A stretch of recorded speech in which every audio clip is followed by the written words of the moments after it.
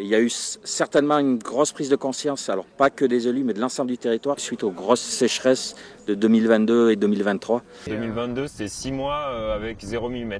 Des contraintes d'irrigation, des villages qui n'avaient plus d'eau, des milieux qui s'asséchaient.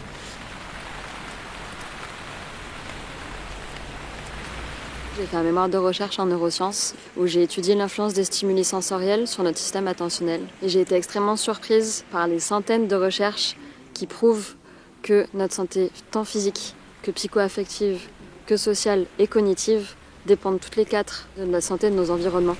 On est grandi en ville, en pleine nature depuis des générations ou pas.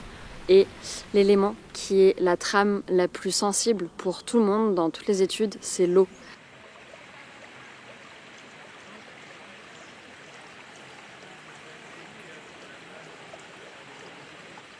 Et l'idée, c'est de faire un vrai mouvement global, c'est-à-dire citoyens, experts, non-experts, élus, non-élus, entreprises, agriculteurs. Voilà, on essaie de fédérer à l'échelle de autour de ces notions-là, d'hydrologie régénérative. Et le levier le plus intéressant pour nous, c'est celui de la résilience territoriale, résilience au sens large, donc en s'appuyant sur les collectivités. Les collectivités, elles ont vraiment toutes les cartes en main pour la gestion de l'eau, la gestion de l'eau potable, alors les circuits, etc., mais aussi la gestion des rivières et la gestion de la résilience alimentaire sur leur territoire. Il y a tout à faire, c'est un peu comme ce mouvement des biorégions en France. Peut-être que l'hydrologie régénérative, c'est aussi ça, pour l'instant c'est un espace de dialogue autour de cette question-là, mais on est en recherche perpétuelle de mots et de définitions derrière ces concepts. Vu qu'on s'intéresse à plusieurs publics, des agriculteurs, des forestiers, les aménageurs urbains, les concepteurs paysagistes, les gestionnaires des rivières, les écologues, en fait, on peut mettre beaucoup de choses derrière ce mot, mais l'intention c'était de créer un espace de dialogue et d'échange. Donc là, vous êtes vraiment dans cet espace. Et l'intention de ces rencontres, c'était de voir aussi sur le terrain. Concrètement, une réalisation faite par Valence Remont Agglo, sans doute que ça fera écho avec vos propres problématiques. Donc n'hésitez pas à vraiment tisser des liens entre vous, entre collectivités pour répondre à ces problématiques que vous portez, que vous rencontrez en commun. On est bien sur la rivière Véor et on se situe juste en aval de la confluence Véor-Vierne. Deux cours d'eau qui arrivent des contreforts du Vercors. Le contexte du bassin versant, c'est que plutôt dans la plaine de Valence, on est sur des cours d'eau qui sont très dégradés, où on va devoir faire des opérations de restauration un peu plus lourdes que ce qu'on a fait ici. Il n'y a pas eu de grosse intervention ici, il n'y a pas eu de pelles mécaniques qui sont venus remodifier le cours d'eau dans la deuxième partie du XXe siècle. Par contre, il a altéré, il y a eu plein d'effets qui ont fait que ce cours d'eau s'est incisé. Donc le lit s'est enfoncé, il s'est chenalisé, et du coup concentration, accélération des écoulements, si on veut faire le lien avec l'hydrologie régénérative, drainage même du territoire, et du coup de toutes les zones humides qui entouraient le cours d'eau. C'est des zones humides qui se sont asséchées au fil du temps. Je propose qu'on avance et comme ça je vous montre le problème. Ici, la rivière manifeste 3 symptômes de maladie qui sont vraiment clés au regard de son temps profond, de ce qu'elle a été et de ce qu'elle peut être. Le premier, le plus spectaculaire, c'est l'incision. Vous voyez les falaises d'incision? Ici, on est sur 3,50 m, 4 mètres de falaises d'incision. Le fait que la rivière est plongée profondément sous les berges n'est pas un phénomène naturel. une rivière naturelle dans l'hémisphère nord, spontanément, elle se déploie volontiers à fleur de terre. Elle est là. Et même historiquement, pour le dire plus simplement, en fait, on est dedans là. Vous voyez la ligne d'arbres là-bas? C'est une des limites historiques d'un lit majeur. L'incision, c'est le processus de spirale d'autodégradation du matelas alluvial. C'est un processus, c'est pas un état. C'est pas nous qui avons vidé caillou par caillou et qui avons fait plonger la rivière caillou par caillou. C'est nous qui l'avons poussé dans une spirale d'autodégradation par lesquelles maintenant, systématiquement, elle ne peut plus faire que ça. Les causes de l'incision, elles sont doubles. Elles ont à voir avec la capture de granulats pour constituer les bétons qui vont faire nos villes, nos parkings, nos autoroutes. La deuxième grande force, c'est qu'on a voulu la terre, on a pris la terre. La rivière prenait de l'espace, c'est de l'espace qui est intéressant, c'est de l'espace qui est plat, donc on peut mettre nos routes, c'est de l'espace qui est beau, donc on peut mettre nos villas, c'est de l'espace qui accumule du sol alluvial du fait de l'activité de la rivière depuis des centaines de millénaires, donc on peut y faire de l'agriculture. Et donc on a poussé les rivières, on les a corsetées dans leur lit mineur. Le problème, c'est que les rivières conservent une énergie érosive qui est toujours la même, sauf qu'elles ne peuvent plus l'exprimer latéralement, donc elles vont l'exprimer verticalement sur leur propre matelas alluvial et elles vont commencer à se creuser. Et quand ça commence, ben c'est fini. Vous suivez la Véor jusqu'au bout, et en particulier, même dans la plaine agricole, les effets d'incision sont majeurs. Parce que l'érosion des sols agricoles n'est pas compensée par de la structure qui ralentit le sédiment, et notamment la fine, la granulométrie la plus fine, dans le cours d'eau. Donc en fait, nous on le voit, l'incision on l'a jusqu'au bout. On est à la confluence entre la Véor et la Lierne. Comme les castors, on va construire la structure à la confluence elle-même pour capturer et les flux d'eau et les flux sédimentaires. Derrière, vous voyez la rivière qui plonge. Le niveau de la lame d'eau, c'était ça. Donc ici, la rivière, elle faisait 2,50 m de large. Ici, elle faisait 2,50 m de large. 10 à 15 cm de profondeur. Ah ouais. Et elle était encaissée, incisée à cette profondeur. C'est absolument méconnaissable.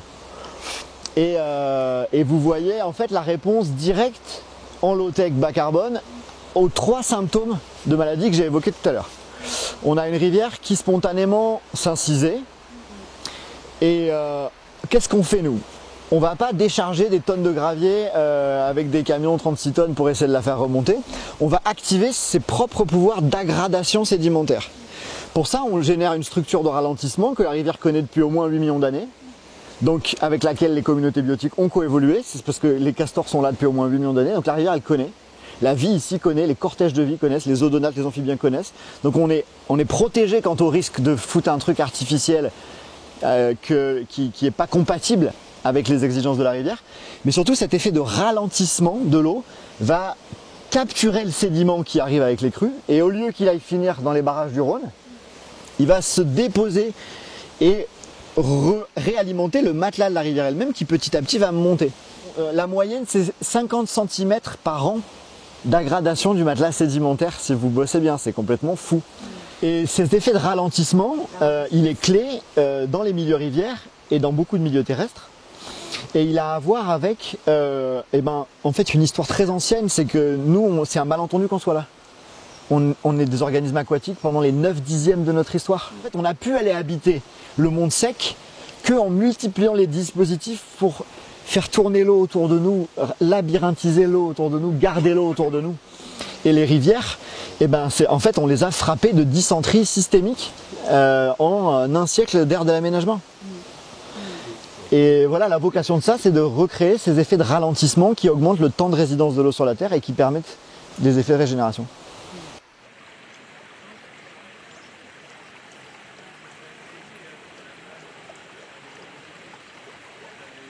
Ralentir l'écoulement des eaux, c'est pour permettre à nos territoires d'avoir une meilleure résilience face au changement climatique, de garantir la vie dans les rivières, dans les milieux aquatiques en règle générale, et donc notre survie à nous-mêmes. D'où on vient finalement et comment tout ça a émergé. Je viens d'une formation à l'étranger, notamment autour du keyline design, cette approche australienne, d'origine australienne, d'aménagement des espaces agricoles pour... Ralentir, répartir, infiltrer. C'est vraiment ces 3 mots-là qui résument tout, quoi. On se rend compte quand même quand on regarde l'évolution du climat pour les prochaines années que continuer l'agriculture dans ces conditions va devenir quand même de plus en plus difficile. Je m'appelle François Albert, je suis ingénieur agricole, je travaille au département de la Drôme, au service agriculture, sur les questions d'irrigation notamment, ou la question de l'économie de l'eau, de la stocker dans les sols le plus longtemps possible, dans les milieux naturels et tout ça, devient quand même prépondérante. Via la permaculture, via différentes approches, via des pionniers, on va dire, comme Sepp Holzer, Darren Doherty, Geoff Lawton, et puis beaucoup aussi de savoir-faire ancien, un peu évident tout simplement. Souvent dans des contextes plus climatiques, plus contraints, plus on est contraint et moins on a de ressources, plus on est inventif et plus on gère avec des ressources simples plutôt que d'aller pomper loin et à grands frais. Et du coup, toutes ces approches autour de la régénération à la fois des écosystèmes pour qu'ils soient productifs, basées sur cette gestion de l'eau fine, j'ai trouvé ça particulièrement génial. Et en revenant en France, je m'étais dit, il faut pouvoir, comment est-ce qu'on peut implanter tout ça. Ce terme hydrologie régénérative, pour peut-être redonner aussi un peu d'historique, c'est que le constat, c'est que keyline design, je ne sais même pas si tout le monde sait ce que c'est keyline design, ça allait être complètement imperméable au monde francophone. Pour autant, les notions, les logiques étaient communément partagées dans le monde avec tous ces pionniers, mais qu'il n'y avait pas quelque chose qui pouvait fédérer, regrouper, donner une même vision, quoi. D'où cette idée de dire, en fait, on fait de l'hydrologie, une science de gestion de l'eau, on la met à portée à visée régénérative. Proposons quelque chose qui fédère ça en France aussi pour commencer à rassembler tous ceux qui travaillaient en France dans cette logique et aussi commencer à transversaliser, en tout cas à rapprocher peut-être des mondes qui j'observais en tout cas ne se côtoyaient pas ou peu, notamment les hydrologues, le monde de l'hydrologie classique d'un côté qui ne manque pas de connaissances et d'expertise, au contraire lui-même, mais par contre qui était a priori plutôt dans une gestion des conséquences en termes de gestion de l'eau, d'inondation, de crues, de sécheresse, tout ça, plutôt dans gérer les conséquences, et gérer techniquement les conséquences, plutôt que de penser l'amont de manière plus systémique. On a trop tendance aujourd'hui à partir d'une situation et de chercher des solutions à un instant T sans réellement se poser la question des raisons qui font que l'on en est arrivé là. Moi, c'est ça qui fait que je me suis intéressée notamment aux travaux de l'Association de l'hydrologie régénérative, parce qu'elle remettait au centre de la question le pourquoi on se retrouve avec des conflits d'usage de l'eau, parce qu'on a déjà accéléré le cycle de l'eau historiquement sur les territoires.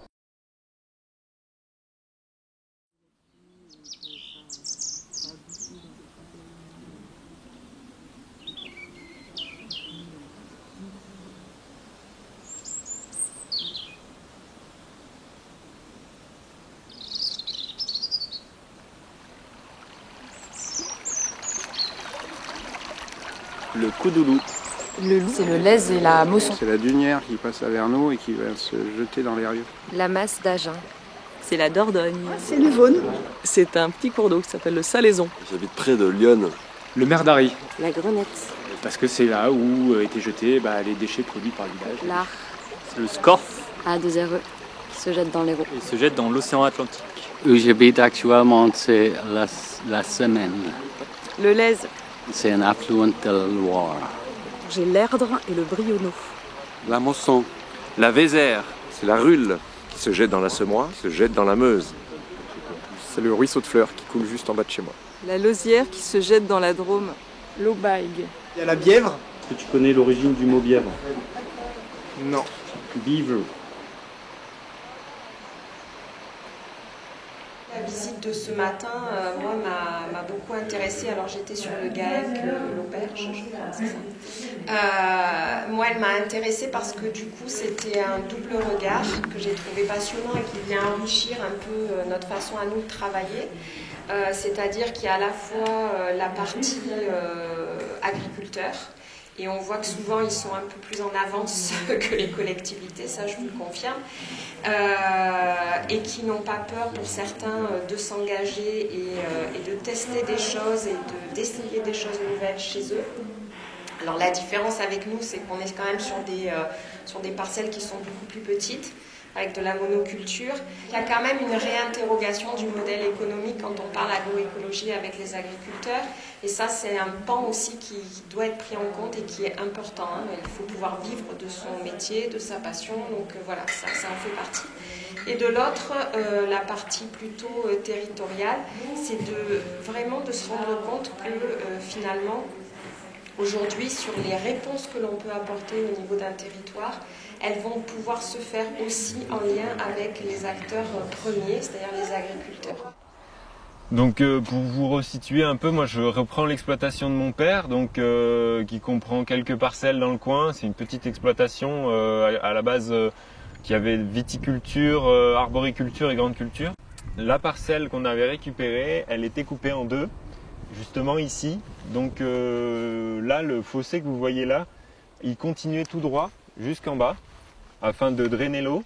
Dès qu'il fait plus de 40 mm, ça coule très fort et il y avait des problèmes de le fossé qui débordait souvent. Il y avait beaucoup de sable qui arrivait de la colline et qui ensevelissait une bonne partie du terrain et ça finissait où il n'y avait plus rien qui poussait en bas et c'était vraiment la plage de sable, quoi. Au lieu de donc séparer la parcelle qui était donc deux parcelles, on a décidé de garder cette eau. Donc on a mis un fossé assez gros, assez conséquent, qui vient du coup sur cette prémare, qui est une prémare d'infiltration, et aussi qui sert, si jamais il y a du sable qui arrive dedans, ça fait un peu sédimenter le sable pour éviter de boucher la vraie mare, entre guillemets. Et ensuite, du coup, cette mare, elle a un trop-plein qui est là-bas, et qui retourne dans le fossé qu'on voyait tout à l'heure et qui va remplir la mare qui est au bord de la route. Et cette mare-là, son trop-plein, retourne du coup au Chaloret, le torrent qui est en bas. Donc en fait, nous, on garde que très peu d'eau. Là, il y a 100 mètres cubes ici, il y a 100 mètres cubes là-bas. Ça suffit pas du tout pour irriguer quoi que ce soit. C'est vraiment que des mares de biodiversité. Et du coup, en fait, on fait que ralentir l'eau. Donc l'eau qui est là s'infiltre déjà ici, puis s'infiltre le long du fossé, même s'il est un peu en pente. Puis il retourne s'infiltrer là-bas, etc. Donc on rend l'eau au torrent, mais l'eau a circulé beaucoup plus longtemps avant de finir tout droit. Elle va beaucoup moins vite que le fossé qui va tout droit. Ensuite, on a décidé de faire du coup les baissières qui permettent d'infiltrer encore l'eau de ruissellement des champs. Pour les résultats, il y en a eu plein. C'est qu'en bas, je vous avais parlé tout à l'heure de la plage de sable. Et cette plage de sable a disparu. La colonisation des mares, des grenouilles, des têtards par milliers, c'était impressionnant. Plein de choses, des oiseaux qui venaient boire, des abeilles, des libellules qui se reproduisent. Il y avait plein de choses qui se sont passées très très vite. Et en fait, on voit que dès qu'il y a un point d'eau, un endroit où ça manque, en fait, c'est très rapidement utilisé. Je suis Gaël, technicien rivière dans l'est de la France, donc pas du tout des contextes comme ça. Et on essaye on aimerait accompagner les exploitants agricoles sur ces mises en œuvre. Et l'apport de la DAF et de Permalab a-t-il été suffisamment important au bon moment, au bon endroit? Est-ce que tu as besoin de plus de conseils techniques, d'échanges, parce que du coup ça devait fumer, on peut partir dans tous les sens, j'imagine. C'est intéressant que les collectivités soutiennent les agriculteurs dans ce genre de démarche, parce que c'est de l'espace qui est pris, c'est de l'argent et de la disponibilité qui est prise. Donc voilà, il y a besoin aussi de soutenir toute cette transition. Et surtout que c'est très pertinent, l'hydrologie régénérative, c'est très pertinent de le faire sur des grandes échelles. Là on le fait sur une petite parcelle, mais si on arrivait à designer en fait des territoires entiers, alors c'est compliqué, mais plus on fait des grandes échelles, plus c'est pertinent en fait. En 2020, au moment de mon mandat, par cette commission agricole, je me suis déplacé chez les agriculteurs et je suis allé leur demander qu'est-ce qui va pas. Et dans ce qui va pas, est apparu que les agriculteurs souffraient de la crise hydrique qui est en train de se mettre en place avec le dérèglement climatique. Donc avec les équipes techniques, on a créé un plan d'action et on a essayé d'identifier des solutions. Alors à l'époque, on parlait du keyline design, c'est-à-dire ralentir le cycle de l'eau, planter la pluie sur les parcelles. On a proposé ça à des partenaires l'Agence de l'eau, la CNR. On a été financé pour pouvoir développer au moins une expérimentation au col de l'Héris chez un ami qui s'appelle Clément Damienc, qui est un éleveur. Et on a fait ça sur une parcelle de 11 hectares. Et on a fait intervenir un expert du Keyline Design. On a fait les terrassements, on a planté les arbres sur le bord des noues. Alors les noues, c'est des canaux qui serpentent une parcelle et qui ralentissent ce cycle de l'eau de façon à ce que l'eau puisse se planter dans le sol et humidifie ce sol. J'ai parlé de la végétalisation, j'ai parlé du ralentissement de l'eau, mais c'est aussi une certaine façon de faire du pâturage. C'est-à-dire qu'on a parqué les animaux sur des espaces assez réduits et on a bougé ces espaces. Avec les déjections des animaux, ça relance la pousse de l'herbe. L'agriculteur éleveur s'apercevait qu'il avait plus d'herbe que d'habitude. Donc on repousse, grâce à ces techniques d'humidification de sol et de dynamique de pâturage, eh ben, on repousse la période où il n'y a plus d'herbe, où tout est grillé. Nous sommes ici là pour témoigner de notre engagement dans l'AMI porté par l'Agence de l'eau et sur lesquels notre territoire et un territoire voisin travaillent ensemble, puisqu'on a 17 projets qui se développent. Mais sur l'Ardèche, nous visons le déploiement de ces travaux d'hydrologie régénérative à très grande échelle, au moins sur un bassin versant de 55 km². Et c'est grâce à des projets comme ça que l'on va devenir crédible et qu'on pourra l'appliquer pour nos enfants d'une façon répétitive et que l'on pourra peut-être sauver de l'activité agricole sur nos espaces qui sont très très sensibles en ce moment. Merci. Voilà, merci à toi. Merci beaucoup. Merci beaucoup. Merci beaucoup pour votre présence. Ouais, et merci aux Amalins de nous accueillir. Hydrologie régénérative.